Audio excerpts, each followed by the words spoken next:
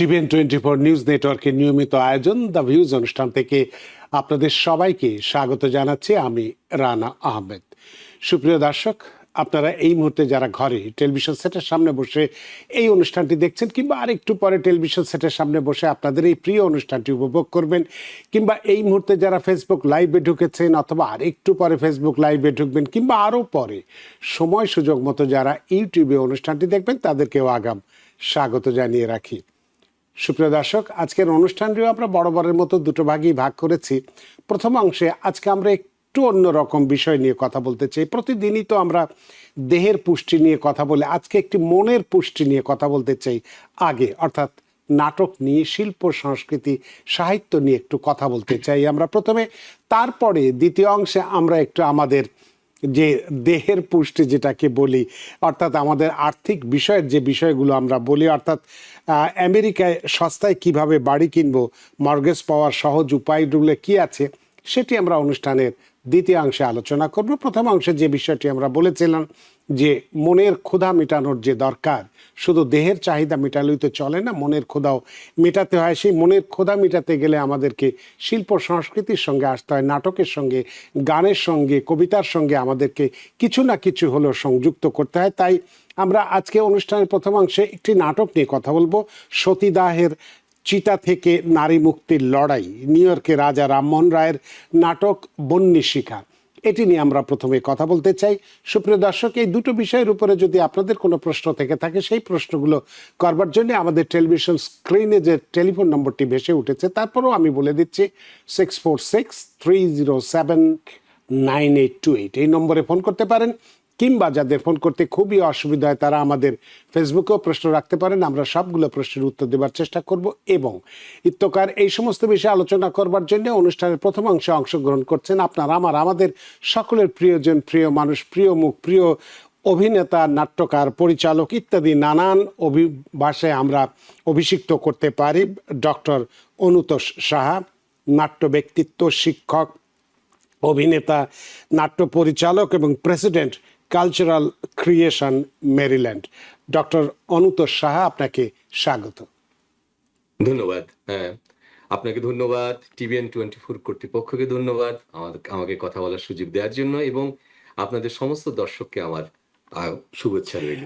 আপনাকেও অসংখ্য ধন্যবাদ। অনেক দূর থেকে, অর্থাৎ মেরিল্যান্ড থেকে আমাদের সাথে সংযুক্ত হয়েছেন, এবং আজকে আমরা আগেই বলেছি যে একটু অন্যরকমভাবে অনুষ্ঠানটি শুরু করতে চাই। আমাদের শুধু দেহের ক্ষুধা নয়, মনের ক্ষুধা মেটানোর জন্য আমরা একটু আপনার এই নাটকটি নিয়ে, সতীদাহের যে চিতা থেকে নারী মুক্তির লড়াই, নিউ ইয়র্কে রাজা রামমোহন রায়ের নাটক বন্যী শিখা, ইংরেজিতে দি ফ্লেম, এই নাটকটি নিয়ে কথা বলার আগে কেন এই নাটকটি আপনারা বেছে নিয়েছেন বা কেন এই নাটকটি আমাদের দেখা দরকার, সেটি নিয়ে অল্প একটু কথা বলতে চাই দর্শকদের সাথে। সুপ্রিয় দর্শক, কিছু আগুন শুধু পোড়ায় না, কিছু আগুন অন্ধকারকে আলোকিত করে। 200 বছর আগে বাংলার এক অন্ধকার সময়ে এমনই এক আগুন জ্বালিয়েছিলেন একজন মানুষ, রাজা রামমোহন রায়। একটি সমাজ যখন শত বছরের কুসংস্কার, অমানবিকতা আর সামাজিক প্রথার কাছে নীরব ছিল, তখন তিনি প্রশ্ন তুলেছিলেন, প্রতিবাদ করেছিলেন, লড়াই করেছিলেন। সতীদাহ, একজন নারীর জীবনের শেষ মুহূর্তকে তার স্বামীর মৃত্যুর সাথে অবিচ্ছেদ্য করে দেওয়া সেই নির্মম প্রথার বিরুদ্ধে রাজা রামমোহনের সংগ্রাম শুধু একটি প্রথা বিলুপ্ত করার আন্দোলন ছিল না, বরং এটি ছিল মানুষের বিবেককে জাগিয়ে তোলার এক ঐতিহাসিক লড়াই। আজ থেকে প্রায় 200 বছর আগে যে প্রশ্ন রাজা রামমোহন রায় তুলেছিলেন, একজন নারীর জীবন কি তার জীবন নয়, সেই প্রশ্নের প্রতিধ্বনি কি আজও আমাদের সমাজে শোনা যায় না? নারীর প্রতি সহিংসতা, বৈষম্য, নিরাপত্তাহীনতা, অধিকার হরণ, সময় বদলেছে, সমাজ বদলেছে, পৃথিবী বদলেছে, কিন্তু নারীর মর্যাদা ও নিরাপত্তার প্রশ্নটি আজও সম্পূর্ণ শেষ হয়ে যায়নি। আর ঠিক সেই কারণেই রাজা রামমোহন রায়ের গল্প আজ শুধু ইতিহাস নয়, এটি আমাদের বর্তমানেরও গল্প। আর এই ইতিহাস এবার বইয়ের পাতা থেকে উঠে এসেছে মঞ্চে।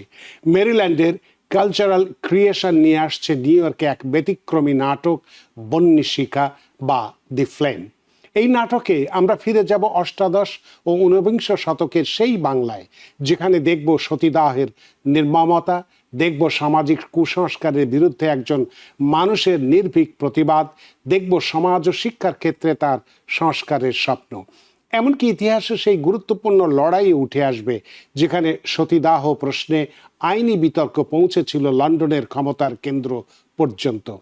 কিন্তু বহ্নিশিকা নাটকটি কি শুধু অতীতের গল্প বলে থেমে থাকে না, বরং এই নাটকের বিশেষ নির্মাণ শৈলীতে অতীতের সাথে বর্তমানের একটি সেতু তৈরি হয়, যা 200 বছর আগের সেই আগুন আজও আমাদের প্রশ্ন করে, আমরা কি সত্যি সেই অন্ধকার থেকে বেরিয়ে আসতে পেরেছি? আজও কি নারীর অধিকার ও মর্যাদা প্রতিষ্ঠার লড়াই সত্যি শেষ হয়েছে? আর একজন মানুষের সাহস কি আজও একটি সমাজকে বদলে দিতে পারে? এই নাটকের পরিবেশনায় রয়েছে নান্দনিক নির্দেশনা, হৃদয়স্পর্শী গান, ঐতিহাসিক পোশাক, আলো, আবহ সঙ্গীত ও নৃত্য পরিকল্পনার এক অনবদ্য সমন্বয়ে বহ্নিশিকা হয়ে উঠেছে ইতিহাস ও বর্তমানের এক নাটকীয় সংলাপ। আর এই বিষয়টি নিয়ে কথা বলতে আমাদের সাথে রয়েছেন এই নাটকের নাট্যকার, নির্দেশক, অভিনেতা ডক্টর অনুতোষ সাহা। তার কাছ থেকেই শুনবো কিভাবে 200 বছরের পুরনো এক সংগ্রামের আগুন, যা আজকের নিউ ইয়র্কের মঞ্চে এসে আবার আমাদের বিবেককে আলোড়িত করে। তো দর্শক, চলুন শুরু করা যাক আজকের মূল আলোচনা। বহ্নিশিকা শুধু একটি নাটক নয়, এটি ইতিহাসের সেই বহ্নিশিকা যার আলো আজও আমাদের পথ দেখাতে পারে। ডক্টর অনুতোষ সাহা, আজকের নাটকের এই বিষয় সম্পর্কে একটু গভীরে ব্যাখ্যা করেছি আমি, যেহেতু আমরা সময় কম পাবো সে কারণে আমার এই ভূমিকার মধ্য দিয়েই নাটকটি সম্পর্কে আলোচনা বা বিস্তারিত কথা বলার খুব সহজ না হলেও কিছুটা হলেও তুলে ধরার চেষ্টা করেছি। আপনার কাছে জানতে চাইব, এই যে বহ্নিশিকা বা ইংরেজিতে যেটিকে আমরা দি ফ্লেম বলি, এই নামটি শুনলেই একটি প্রতীকী অর্থ সামনে এসে যায়। রাজা রামমোহন রায়ের জীবন ও সতীদাহ বিরোধী আন্দোলনকে নাটকের মাধ্যমে তুলে ধরার ভাবনাটি আপনার মনে কিভাবে আসলো? ধন্যবাদ, সুন্দর প্রশ্ন। আপনি আমরা সবাই, আপনার বক্তব্য শুনে আমার মনে হলো আপনি অত্যন্ত ওয়াকেবল বা সবই জানেন ইতিহাসের। আমরা আমাদের জীবনে আলোকিত মানুষগুলোর গল্প ছোটবেলা থেকে শুনতে চাই, জানতে চাই, পড়তে চাই, দেখতে চাই। এটা আমাদের জ্ঞান পিপাসার অংশ থাকে। আমরা যখন বড় হয়ে উঠি, সেই গল্পগুলো আমাদের মাঝে একটা স্থান পেয়ে যায়, এবং যখন একটা নিজের ব্যক্তিগত জীবনে নিজের মতো করে ভাবার একটা সময় আসে, আমরা সে সমস্ত মানুষগুলোকে রিলেট করার চেষ্টা করি যে আমি ওনাকে কিভাবে দেখছি। শিক্ষার একটা আপনি যখন আমরা একটা ম্যাচিউরিটিতে আসে, তখন এই জিনিসটা আসে, আমি কিভাবে দেখছি, ইন্টারপ্রিটেশন, মনে একটা প্রশ্ন জাগে। ঠিক আপনি যে কথাগুলোকে বলেছেন সেটাই। রামমোহন রাজা রামমোহন রায় আমারকে সবসময় একটা আলোকিত মানুষ মনে হতো। উনার সম্পর্কে আমি প্রথম কাজ করিনি, বহু কাজ হয়েছে, ছবি হয়েছে, অনেক বড় বড় মানুষ নানান রকম ক্লিপ ছবি বানিয়েছেন, ছোট ছবি বানিয়েছেন, গবেষণা হয়েছে। সুতরাং এগুলো পড়তে পড়তে আমার একটা সময় আমার কাছে প্রশ্ন হলো, এই মানুষটিকে এখন নতুন করে ভাবার একটা প্রয়োজন আছে আমাদের এখনকার সামাজিক জীবনে। এবং সেই ভাবনা থেকেই কিন্তু আমি মনে করেছি যে ওনাকে নতুন করে দেখি, নতুন করে ভাবি, নতুন করে ওনাকে নিয়ে কথা বলি। আমি নাটক ছাড়া আর কিছু শিখিনি। পড়াশুনোর আমার বায়োকেমিস্ট্রি সায়েন্সের ছেলে আমি, ঢাকা ইউনিভার্সিটিতে পড়াতাম। এর পাশাপাশি আমি আর কিছু শিখিনি প্রকাশ করার জন্য। সুতরাং সেই জন্য নাটকটাকে মাধ্যম হিসেবে আমি গ্রহণ করলাম, যে আমার চিন্তা এবং ওনার সম্পর্কে আমার যে চেতনা সৃষ্টি হয়েছে সেগুলোকে মানুষের কাছে পৌঁছে দেয়া। খুব সুন্দর করে বলেছেন, বিষয়টি ব্যাখ্যা করেছেন। তো প্রায় 200 বছর আগের একটি ঐতিহাসিক ঘটনা নিয়ে আজকের দর্শকদের জন্য নাটক তৈরি করা কতটা কঠিন ছিল সেটি একটি প্রশ্ন, এবং ইতিহাসকে শুধু পুনরাবৃত্তি না করে কিভাবে সেটিকে সমকালীন করে তুলেছেন নাট্যকার, নির্দেশক হিসেবে আপনার কাছে জানতে চাই। থ্যাংক ইউ রানা ভাই, আপনি আমার পেইনটা বুঝতে পেরেছেন যে 200 বছর একটা ইতিহাসকে মঞ্চে আনা, এবং আমাদের তো অনেক সীমাবদ্ধতা আছে না, আমাদের রিভলভিং স্টেজ নেই যে আমরা একটা ঐতিহাসিক ঘটনার অনেক প্রেক্ষাপট থাকে, অনেক দৃশ্য থাকে। কিন্তু একটা জিনিস এটাকে তুলে আনার জন্য আমি যেটা চেষ্টা করেছি সেটা হলো, যেমন আপনি দেখতে পাচ্ছেন এই ছবিতে এদের মাথায় যে টুপিগুলো আছে, ওই সময়ে এইভাবে এই ব্যক্তিগুলো, ইতিহাসের এই ব্যক্তিগুলো এই জিনিসগুলো পরত। রামমোহনের মাথার টুপিটা এমন ছিল। এরা যার যার পছন্দের মতো করে তাদের একটা বলতে পারেন ব্র্যান্ডিং, এটা ওরা পরতো। সেগুলোকে ছবি দেখে দেখে ভালো মানুষের হাতে তৈরি করে আনা হয়েছে, যারা পারে এগুলো বানাতে তাদের কাছ থেকে তৈরি করে। পোশাকগুলো দেখুন, সেটাকে রামমোহনের এই ধরনের পোশাক পরে সমস্ত ছবিতে আপনি রামমোহনকে দেখবেন।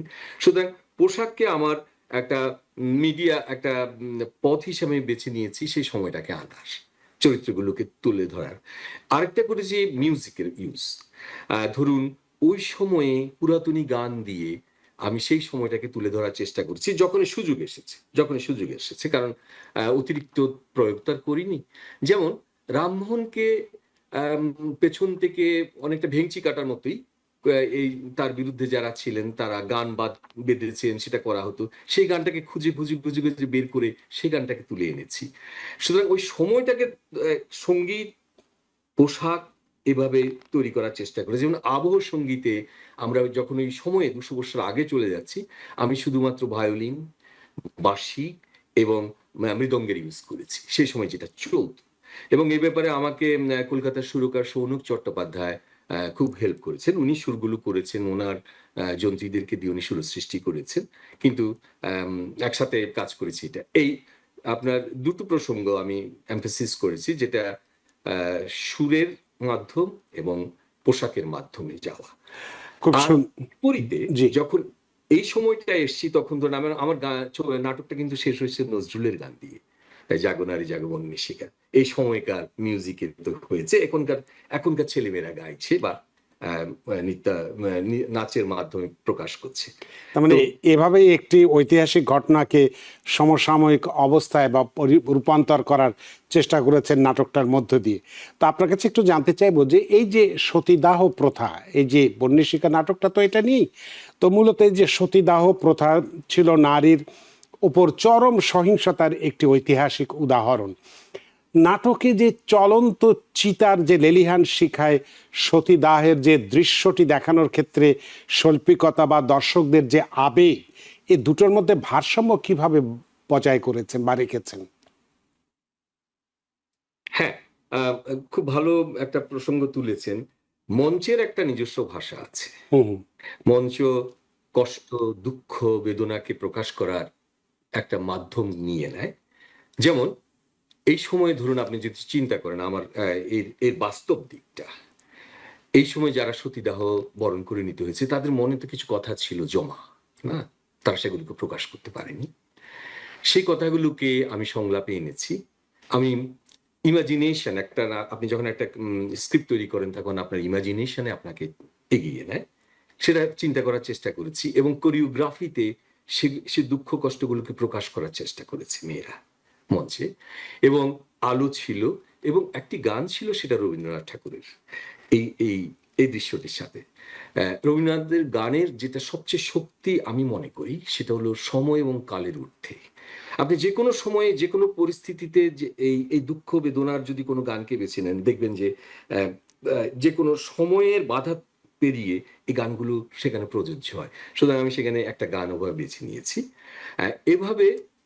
এবং আলোতে আমরা এই আগুনের সৃষ্টিটা দেখিয়েছি। এটা সত্যি মানে মঞ্চে যেভাবে আনা উচিত সেভাবে করেছি।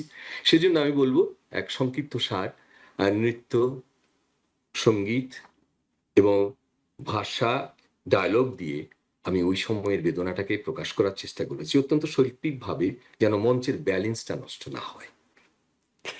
আপনার কাছে একটু জানতে চাইবো যে রাজা রামমোহন রায় শুধু যে সতীদাহ বিরোধী আন্দোলনই সীমাবদ্ধ ছিলেন তা কিন্তু নয়।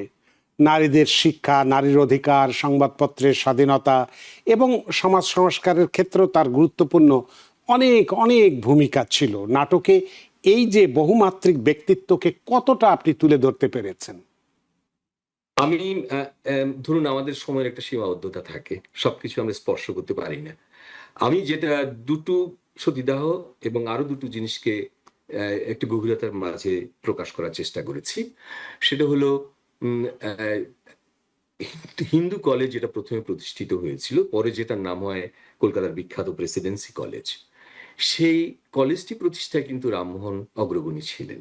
হ্যাঁ, তার বন্ধু ছিল ডেভিড হেয়ার সাহেব। মূলত এরা দুজনেই প্রেসিডেন্সি কলেজের, প্রথমে নাম ছিল হিন্দু কলেজ, পরে প্রেসিডেন্সি কলেজ হয়, যেটা অত্যন্ত সুপরিচিত একটি বিশ্ববিদ্যালয় এখন সেই পর্যায়ের। আহ, সেই জিনিসটাকে আমি তুলে ধরার চেষ্টা করেছি, এই কলেজটি কিভাবে প্রতিষ্ঠিত হয়েছিল, এবং সেটা করতে গিয়ে কলকাতার যে কুলীন কুলীন সমাজের সাথে যে দ্বন্দ্বটা ওনার হয়েছিল সেটাকে প্রকাশ করেছি। আরেকটা কাজ করেছি যে ওনার যে ধর্ম সম্পর্কে ওনার যে দর্শন, সেটাকে প্রকাশ করার জন্য উনি যে ব্রাহ্ম সমাজ প্রতিষ্ঠা করেছিলেন, সেই সমাজের কথাগুলোকে আমি তুলে ধরার চেষ্টা করেছি। এই দুটো জিনিসকে এবং সতীদাহকে আধার করে আমি এগোবার চেষ্টা করেছি। অন্যান্যগুলোকে আমরা কথায় রেখেছি, আমি অত দূর আর যেতে পারিনি। কিন্তু আপনি খুবই ভালো বলেছেন, সংবাদপত্রের স্বাধীনতা, ভূমি সংস্কার, মেয়েদের স্বাধীনতা, নানান কাজে এই মানুষটি আমাদেরকে ঋণী করে গেছেন। এক্ষেত্রে আমি যতদূর জানি যে এই নাটক বা রাজা রামমোহন রায়ের যে চিন্তা চেতনা, বিশেষ করে এই সতীদাহর বিষয়টি নিয়ে, যে লন্ডনের প্রিভি কাউন্সিলে সতীদাহ নিয়ে একটা আইনি লড়াইয়ের বিষয়টিও দেখানো হয়েছে, আপনি সম্ভবত দেখিয়েছেন এই নাটকে। সেই সময় একজন ভারতীয় সমাজ সংস্কারক কিভাবে এত বড় একটি সামাজিক প্রশ্নকে আন্তর্জাতিক এবং আইনি পরিসরে নিয়ে গেলেন, এই অংশটি দর্শকদের সামনে আপনি এই নাটকের মাধ্যমে কিভাবে উপস্থাপন করেছেন?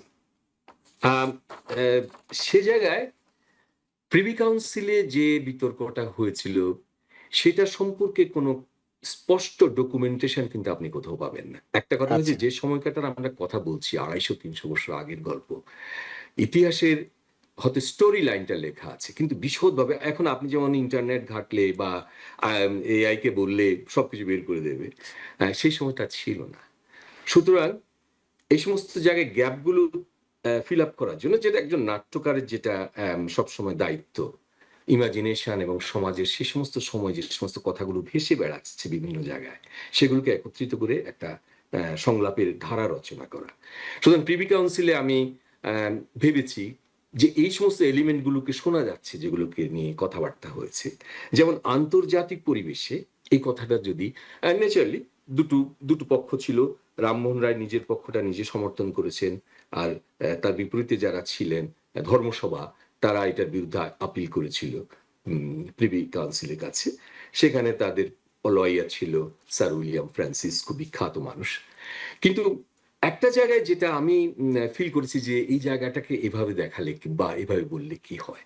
আপনি জানেন যে মেডিয়েভাল টাইমে বা মধ্যযুগেও ব্রিটিশ ইংল্যান্ডেও আহ, মানে অত্যন্ত বয়স্কা মহিলাদেরকে ডাইনি, রক্তপিপাসু হিসাবে সন্দেহ করে অনেক জায়গায় গাছে ঝুলিয়ে মারা হয়েছে, আগুনে পুড়িয়ে মারা হয়েছে, এবং ব্রিটিশ গভর্নমেন্ট তৎক্ষণাৎ খুব কম সময়ের মধ্যে আইন জারি করে এটাকে বিলুপ্ত করেছে।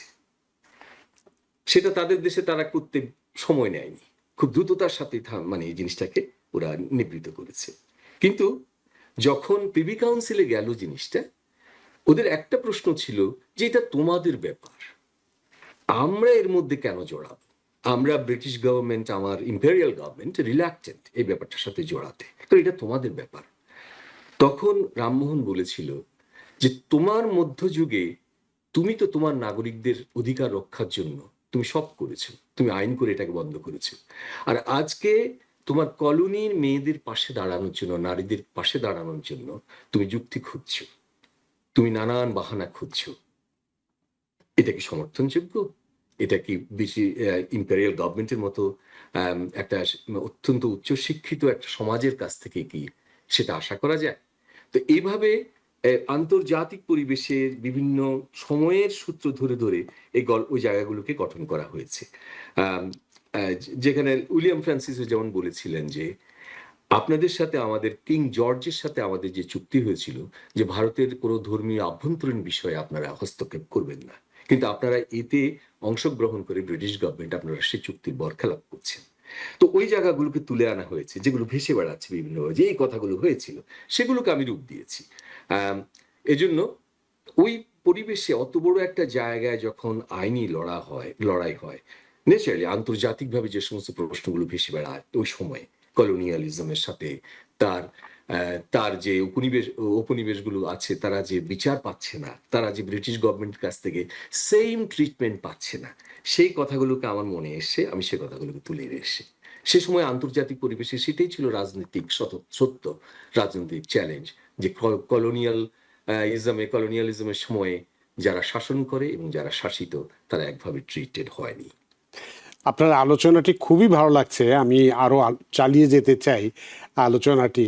তো আপনার কাছে এবার যে প্রশ্নটি আমি করতে চাই সেটি হচ্ছে যে নাটকের একটি গুরুত্বপূর্ণ বৈশিষ্ট্য হলো অতীত এবং বর্তমানের মধ্যে একটা সেতু বন্ধন, ব্রিজ যেটাকে আমরা বলি, সেটা রচনা করা। তো এই যে 200 বছর আগে সতীদাহ বন্ধের যে সংগ্রাম এবং আজকের দিনে নারীদের প্রতি যে সহিংসতা প্রায়শই আমরা দেখি, এটা যে শুধু আমরা যে অনুন্নত দেশেই দেখছি তা না, একেবারে উন্নত দেশেও আমরা দেখছি। এই যে সহিংসতা, এই দুইয়ের সময় বা এই দুই সময়ের মধ্যে আপনি কি ধরনের সম্পর্ক দেখছেন বা দেখেন? আমি একটা জিনিস খুব পরিষ্কার করে বলতে চাই, সেটা হলো যে সতীদাহের সামাজিক প্রেক্ষাপটটা আর এখনকার প্রেক্ষাপট, এখন নারীর প্রতি যে সহিংসতা হয় সেটা প্রেক্ষাপট কিন্তু এক নয়। সতীদাহের পেছনে ছিল কুসংস্কার, হ্যাঁ, হয়তো বৈষয়িক লোভ লালসাও ছিল ছিল সেটা সেটা ওই সময়ে ওভাবে ছিল। কুসংস্কারটাই সবচেয়ে ছাপিয়ে গেছে। কিন্তু এখন নারীদের প্রতি যে সহিংসতা হয় সেটা ধরনটা ভিন্ন, কারণটা ভিন্ন, ফ্যাক্টর গুলো ভিন্ন। এখন যেটা হয়, আইন শৃঙ্খলার অভাবে এই সুযোগগুলো আসছে নারীদের অধিকার হরণে বা নারীদের উপর নানান রকম অত্যাচারের। বিচার নেই, সেগুলো একটা ফ্যাক্টর। এবং নানান রকম পরিস্থিতিতে নানান কিছুকে যুক্তিগ্রাহ্য করা হয়। এবং এটাও সত্য যে আমরা অপরের অধিকার সম্পর্কে এখন অনেক বেশি উদাসীন, আমরা স্বীকার করতে চাই না।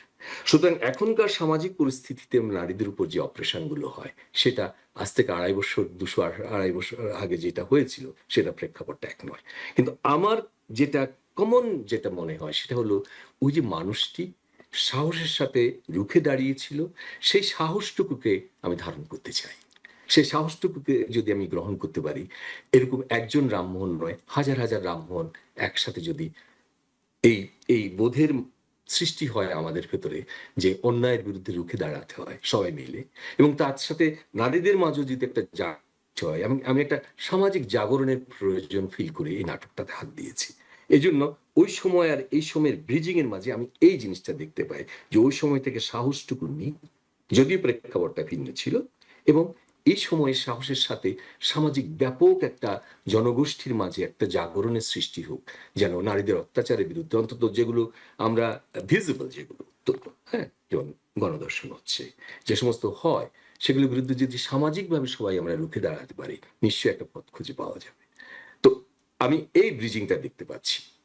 তো আপনি নিজেই বললেন যে আমি শুধু শিক্ষক বলেছিলাম, আপনি নিজেই বললেন যে আপনি ঢাকা বিশ্ববিদ্যালয়ের শিক্ষক ছিলেন একসময়, এখন আমেরিকার মেরিল্যান্ডে আছেন, এবং এখানে এসে আপনার হয়তো যে পেশাটি যেটি আছে সেটি তো আছেই, তার পাশাপাশি এই যে নিজের খেয়ে বনের বঁশ তাড়ানো বিদেশের মাটিতে এমন একটি নাটক, অর্থাৎ এই নাটকের আপনি নাট্যকার, নির্দেশক এবং সম্ভবত অভিনেতাও।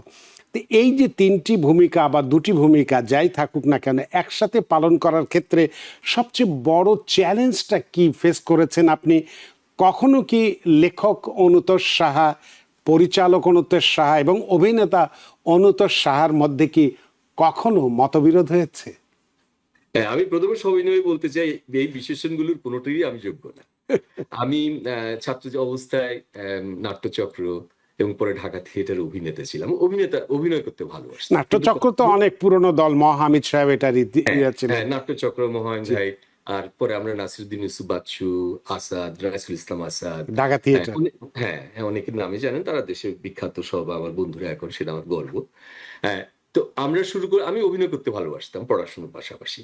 কিন্তু এইখানে যখন এলাম আমি একটা জিনিস ফিল করলাম, আমি প্রথম যে নাটকটায় হাত দিই, আমাদের কয়েকজন বন্ধু মিলে, ওই ধ্রুপদ বলে একটা গোষ্ঠী আছে ভার্জিনিয়া, আমার বন্ধুরা করেছে, আমরা সেখানে জসীমউদ্দিনের সুজন বাদিয়ার ঘাটটা নাট্যরূপ দিয়েছিলাম, এবং সেটা করতে গিয়ে মিউজিক্যাল করেছি, এবং এই সমস্ত কাজে আমার স্ত্রী টিঙ্কু আমাকে অসম্ভব হেল্প করে। হ্যাঁ, ও গান জানে, সুতরাং গানের সময় আমাকে খুব হেল্প হ্যাঁ, করে। এটা ঠিক। পৃথিবীতে যারাই বড় হয়েছে তাদের যদি বেটার হাফ বা স্ত্রী যদি সহযোগিতা না করে সেটা কখনই উপরে ওঠা যায় না, সেটা আপনিও ভাগ্যবান। Thank you. হ্যাঁ, পাশে দাঁড়িয়েছে সবসময়। তো সেটা করার পর খুব খুব ভালোভাবে নিয়েছিল মানুষ, খুব মিউজিক্যাল করে আমি জসীমউদ্দিনের ওই প্রেজেন্টেশনটা এনেছিলাম। কিন্তু আমি তারপর থেকে ভাবা শুরু করলাম যে এই দেশে যদি আমি করি, আমরা ধরুন আমি প্রায় আজকে 40 বছর এই দেশে, আমি দেশের দীর্ঘদিন এই দেশের নাগরিক, এই দেশটি এখন আমার এবং আমার ছেলে মেয়েরা এখানে বড় হয়েছে, এটা তাদের দেশ। আমাকে বাদ দিয়ে ওদেরকে সাথে না নিতে পারি তাহলে আমাদের প্রচেষ্টাটাই তো ভিন্ন। সেজন্য এর পরে যে নাটকটায় হাত দিলাম ওই যে মানে তাড়না থেকে, কারণ আমি তো আর দেশে ভাবতে পারিনি। আমি চোখের সামনে সেলিম ভাইকে দেখেছি, সেলিম আলদিনকে দেখেছি, জাকি ভাইকে দেখেছি, যারা নাট্যকার আমাদের সময় ছিলেন, আব্দুল্লাহ আল মামুনকে দেখেছি, রামদুদাকে দেখেছি।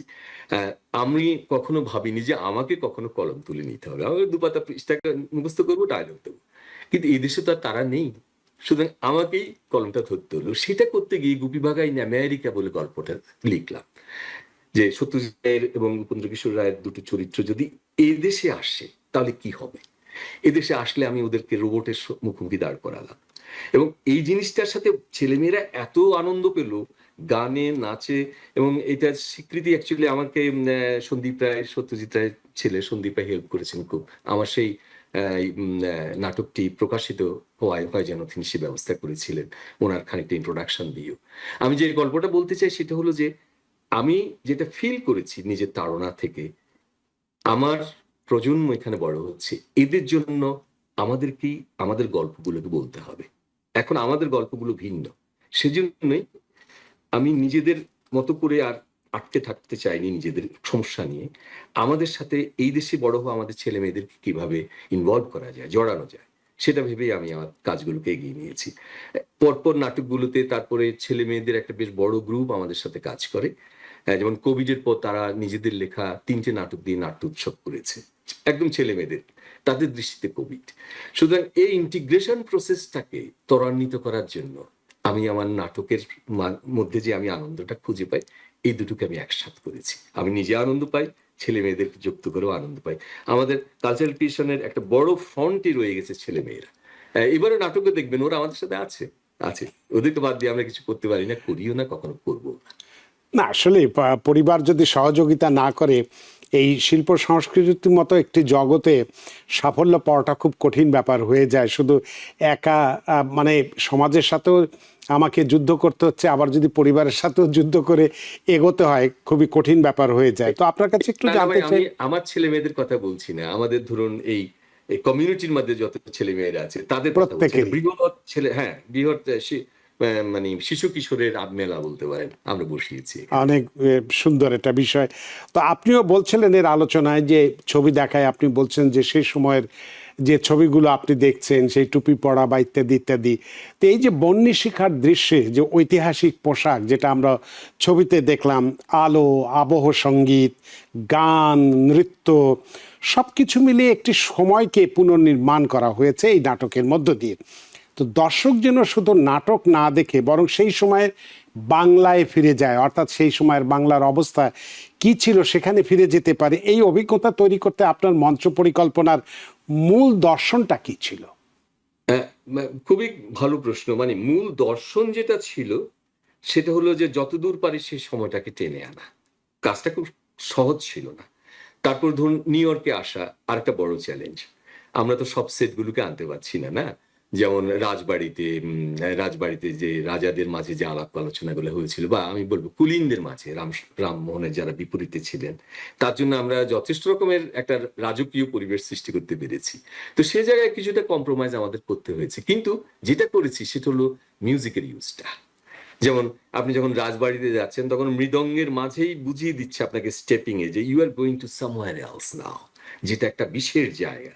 হ্যাঁ, তো ওভাবে গ্যাপগুলোকে ফিল আপ করার চেষ্টা করেছি। সঙ্গীতের ব্যবহারটা করেছি, আর পোশাকগুলো মেইন যে ক্যারেক্টারগুলোকে চেষ্টা করেছি অত্যন্ত অনেস্টলি সেই পোশাকগুলোকে তুলে আনার। তো এক্ষেত্রে আপনার কাছে একটু জানতে চাইবো যে ধরুন এই নাটকটি যদি বাংলাদেশে হতো তাহলে সেক্ষেত্রে কোনো সমস্যা ছিল না, ভাষার দিক থেকে আমরা বলছি, বা সাবটাইটেল নিয়ে আমরা যদি কথা বলি। তো যেহেতু এটি একটি বাংলা নাটক এবং দ্বিতীয় প্রজন্মের যারা আমাদের এখানে বাঙালি আছেন, যারা আমরা এখানে আছি, বা আমাদের সন্তান যারা আছে, তারা ভিন্ন ভাষাভাষী অথবা ভিন্ন ভাষাভাষী দর্শকদের জন্য ইংরেজি সাবটাইটেল রাখাটা জরুরি, আপনারা রেখেছেন কিনা, বা বাংলা ভাষা না জানা একজন দর্শক এই নাটক থেকে কি বার্তা নিয়ে যাবে বা কি বার্তা তার কাছে বের হবে, আপনি কি এক্ষেত্রে কি ভূমিকা নিয়েছেন একজন নাট্যকার নির্দেশক হিসেবে? আমাদের এখানে যে নাটকগুলো আমরা করি গ্রেটার ওয়াশিংটন ডিসি এরিয়াতে, আমাদের একটা মিক্সড দর্শক শ্রেণী হয়। বাংলা ভাষাভাষী নয় এমন আসে, এবং একেবারে ইংরেজি ভাষাভাষী তাও আসে। আম, একটা ভালো পোর্শন থাকে, এবং আমাদের ইয়াং ছেলেমেয়েরাও নাটক দেখে। সুতরাং আমরা সাবটাইটেলটা রাখি তাদের কাছে পৌঁছানোর জন্য। তাছাড়াও আজকাল সাবটাইটেল খুব কমন হয়ে গেছে। যেমন আমি আপনাদের 1 আগস্টে ঢাকা ড্রামা, আমার বন্ধু হারুন সারোয়ারের যে প্রোগ্রামটা আমি দেখতে গেছি, ওরাও দেখলাম যে ওদের নাটকটাতে সাবটাইটেল রেখেছে। So subtitle is kind of common. তার কারণটা হচ্ছে বোধ সবার মাঝে এই, যদি কেউ আসে সে যেন ভাষার ব্যবধানের জন্য দূরে সরে না যায়, সেজন্য ওই ওই গ্যাপটা করা। এবং চেষ্টা করা হয়, এটা খুব সহজ কাজ না, আমরা তো আর অত অটোমেশনে যাইনি এখনো। আমরা যেটা করি ম্যানুয়ালি জিনিসটা প্রতিটা সংলাপের সাথে সাথে ডায়লগগুলোকে করা, পাঞ্চ করা। যেটা আমি শুনি দর্শকদের কাছে যারা বাংলা জানেন না, তারা এক সময় আমাকে বলেন যে আসলে খুব দরকার হয় না, কারণ আমরা একটা সময় গল্পের মধ্যে ঢুকে গেলে বোঝা যায়। আমি একটা কথা বলছি, গান নাটক এদের ভাষা কিন্তু মঞ্চের যে ভাষা সেটা 50% কভার করে যায়, চলনে বলনে কথনে। হ্যাঁ, সুতরাং ওই জিনিসটা অনেকটাই ফিল আপ হয়। কিন্তু অবশ্যই কঠিন যে সমস্ত কথাগুলো হচ্ছে যেটা বুঝতে না পারে, তখন একটা রেফারেন্স সাথে চোখের সামনে রয়ে গেছে। কেন করি? উদ্দেশ্য এক। ধরুন এই নাটকে ইতিহাস থেকে শিক্ষা নাও, ইতিহাসকে শেখো, সেখান থেকে শক্তি আহরণ করে এগিয়ে যাও। একই কথাটা ওদের কাছে বলতে চাই। যেমন আমি একটা নাটক করেছি এখানে আমি সেখানে আমার বেশ কিছু আমেরিকান দর্শক, সেখানে একটা আমাদের যে বাঙালিদের একটা ভ্যালুস সেটাকে তুলে ধরেছি। যেমন আমরা এদেশে সিঙ্গেল মাদারশিপ খুব কমন ব্যাপার, আমাদের মাঝে এটা আমরা ভাবতেও পারি না যে একটা মাদার সিঙ্গেল, মানে যেটা বৈবাহিক সূত্রের বাইরেও একটা ছেলে মেয়েকে বড় করছে, আমরা অত ওভাবে জিনিসটা এখনো নিই। সেই ভ্যালুর কনফ্লিক্টটা দিয়ে আমি একটা নাটক করেছিলাম। সেটা আমেরিকান অনেক দর্শক খুব পছন্দ করেছে, যে তোমাদের এই ভ্যালুসটা আমরা জানতাম না, যে তোমরা এটা কখনো ভাবতে পারো না যে একটা পিতৃ পরিচয়হীন হয়ে একটা সন্তান পৃথিবীতে জন্ম নেবে। যদি বাবা বেঁচে না থাকেন সেটা আরেক কথা, কিন্তু বেঁচে আছে কিন্তু সে পিতৃ পরিচয় পাবে না, এটা তোমরা কখনো ভাবতেও পারো না। এই যে ভ্যালুসটা, এটা তোমাদের কাছ থেকে আমরা শিখলাম। সুতরাং এই আদান প্রদানের জন্য, ভাবনার আদান প্রদানের জন্য ভাষার ব্যবধান যেন অন্তরায় না হয়ে দাঁড়ায়, সেজন্যই আমরা সাবটাইটেলটা রাখি। আসলে সাবটাইটেল যেটা আপনি বললেন যে অনেক কিছু ঘটনার মধ্যে ঢুকে গেলে 50% এমনি বুঝে যায়। আসলে ভাষাটা তো মুখ দিয়ে আমরা বলি, এই মুখের বাইরেও তো অনেক ভাষা আছে, আমার হাতের ভাষা আছে, শরীরের ভাষা আছে, এগুলো দিয়ে তো মানুষ অনেক কিছুই বুঝে যায়। আমরাও তো আমরা অনেক ভাষাই আমরা জানি না, কিন্তু আমরা ওই শরীরের ভাষা, হাতের ভাষা, পায়ের ভাষা, অভিব্যক্তি, মুখের অভিব্যক্তি, এগুলো দিয়ে আমরা বুঝে যাই যে আসলে ঘটনা কোন দিকে যাচ্ছে বা ঘটনাটা কোথায় কি ঘটতে যাচ্ছে। সুতরাং সাবটাইটেল থাকলে ভালো হয়ে যায়, কিন্তু না হলেও বুঝতে অসুবিধা হয় না। তো আমি কিছু জটিল জায়গা তো থাকে না, সেগুলোতে হেল্প করে। সেটি তো আপনার দল তো আপনিও থাকেন মেরিল্যান্ডের, যতদূর আমি জানি, তো এই মেরিল্যান্ডের রকভিল থেকে শুরু হয়ে এখন নিউ ইয়র্কে বন্নিশিখা আসছে। তো এই যে প্রবাসের মাটিতে দাঁড়িয়ে বাঙালির ইতিহাস, সমাজ সংস্কারক বা সমাজ সংস্কার এবং নাট্যচর্চাকে তুলে ধরার ক্ষেত্রে আপনি কি ধরনের দায়িত্ব অনুভব করছেন, এবং এই নাটকটি যে নিউ ইয়র্কে আপনি নিয়ে আসছেন কবে, কখন, কোথায় অনুষ্ঠিত হবে দর্শকদের জন্য যদি বলেন। হ্যাঁ, থ্যাংক ইউ। প্রথমে শুরু করেছিলাম আনন্দের জন্য, আমি তো বলছি। হ্যাঁ, আরো কিছু মানে একটা কিছু তো করা দরকার, শুধু সারাদিন কি আর পড়াশোনা আর চাকরি বাকরি করবো?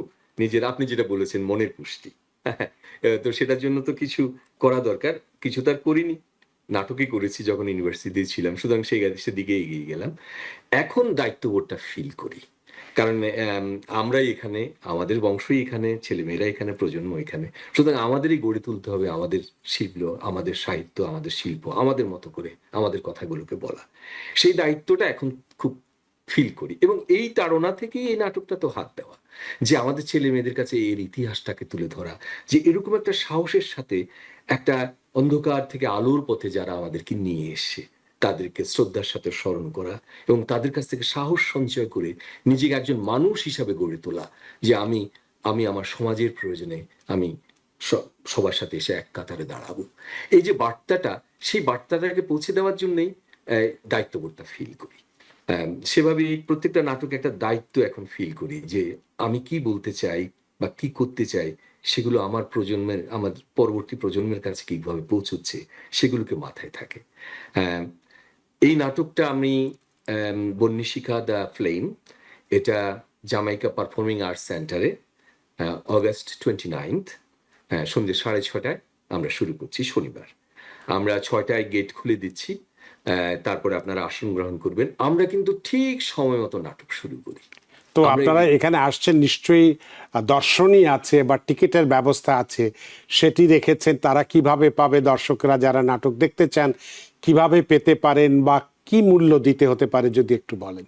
হ্যাঁ, আমরা জেনারেল টিকিট রেখেছি $20, আর প্রাইম যারা সামনে বসে দেখতে চান $50। জেনারেল টিকিট $20 করে রেখেছি।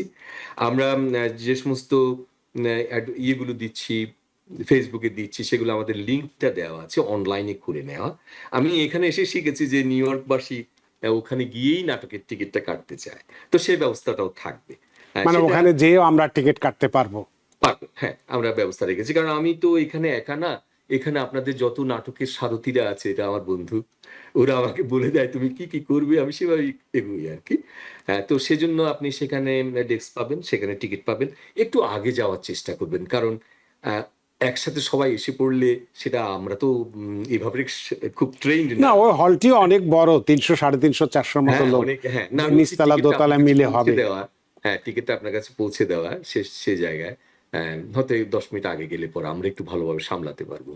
অনেক অনেক ধন্যবাদ। আর 1-2 মিনিট আপনার সাথে কথা বলতে পারবো, তারপরে আমাদেরকে অনুষ্ঠান শেষ করতে হবে। জাস্ট 1 মিনিটে আপনার কাছে জানতে চাই যে নাটক শেষ হওয়ার পর দর্শক যখন হল থেকে বেরিয়ে যাবেন বা বেরিয়ে যাওয়ার সময় একটা মাত্র প্রশ্ন বা একটা মাত্র যদি বার্তা তাদের মনে রেখে যেতে চান, সেটি কি হতে পারে? যে বন্যিশিখার আজকের সমাজে ঠিক কোথায় জ্বলুক বলে আপনি মনে করেন, তারা কি এক্সপেক্ট করবে? জি, 1 মিনিট। আমি যেটা বলছি, রামমোহন রায়ের জীবন থেকে শক্তি সঞ্চয় করো, এবং সেজন্য বলছি যে একজন রামমোহন নয়, একজন হাজার হাজার রামমোহন দরকার। এবং কোনো জিনিস এখন একা হয় না, মেয়েদের মাঝেও আবার নারী জাগরণের একটা ব্যাপার আছে, যার জন্য আমি এই গানটা নজরুলের ওই গানটি দিয়ে শেষ করেছি।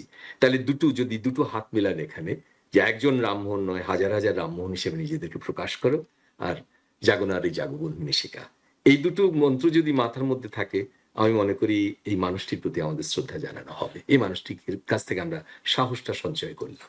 অনেক ধন্যবাদ ডক্টর অনুতোষ সাহা।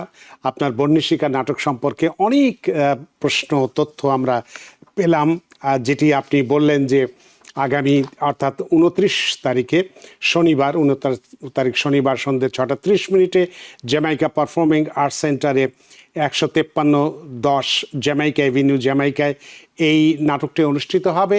আপনার এই নাটকটি সুন্দর হোক, সার্থক হোক, এবং আপনার যে আলোচনাটি করলেন নাটক সম্পর্কে, নিশ্চয়ই যারা দর্শক দেখেছেন তারা উদ্বুদ্ধ হবেন আপনার নাটকটি দেখার জন্য, সেই প্রত্যাশা জানাচ্ছে। এবং আপনার এই আলোচনার মধ্যে দিয়ে সত্যি আমরা ঋদ্ধ এবং প্রাণিত। ধন্যবাদ, অনেক ধন্যবাদ আমাকে ডেকে সুযোগ দেওয়ার জন্য। ভালো থাকবেন। আপনাকেও অসংখ্য ধন্যবাদ। সুপ্রিয় দর্শক, এতক্ষণ আমরা সতীদাহের চিতা থেকে নারী মুক্তির লড়াই, নিউ ইয়র্কের রাজা রামমোহন রায়ের নাটক বন্যিশিখা নিয়ে আলোচনা করলাম। অনুষ্ঠানের দ্বিতীয় অংশে আমরা সস্তায় আমেরিকায় বাড়ি কিনা নিয়ে যে আলোচনাটি করতে চেয়েছিলাম, সেটি আমাদের দর্শক রাস্তায় ট্রাফিকে আটকে পড়েছেন বলে তিনি জানিয়েছেন, এই কারণে এই বিষয়টি আমরা আলোচনা করতে পারলাম না। নিশ্চয়ই অন্যদিন এই আমার অতিথিকে নিয়ে আপনাদের সামনে সস্তায় বাড়ি কেনার বিষয়টি আলোচনা করব এবং সহজে মর্গেজ আমরা কিভাবে পেতে পারি সেটি নিয়েও কথা বলবো। আশা করি আজকের আলোচনা আপনাদের যথেষ্ট ভালো লেগেছে। সুপ্রিয় দর্শক, যেখানেই থাকুন ভালো থাকুন, সুস্থ থাকুন, নিরাপদে থাকুন TVN 24 নিউজ নেটওয়ার্কের সাথেই। শুভ সন্ধ্যা। TVN 24 টেলিভিশন দেখতে আজই কল করুন 7187776556। লগ ইন করুন www.totalcablebd.com। নিউ ইয়র্ক থেকে সম্প্রচারিত TVN 24 টেলিভিশন বিশ্বজুড়ে বাঙালির কণ্ঠস্বর।